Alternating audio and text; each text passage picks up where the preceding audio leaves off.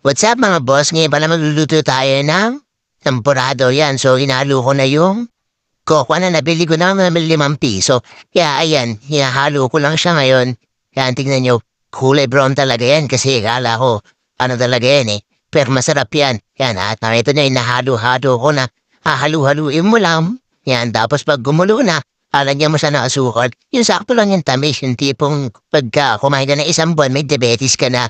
Yan, haluin mo lang.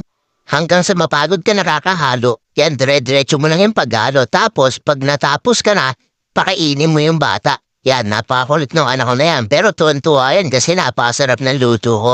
Tingnan nyo. Garap, yummy. Grabe, ang sarap ng luto ko. Mapapasayaw pa yan, no? Tignan nyo. Napakakulit yan. Pero tuwan-tuwa yan sa luto ng daddy niya. Tapos, nakain ulit siya.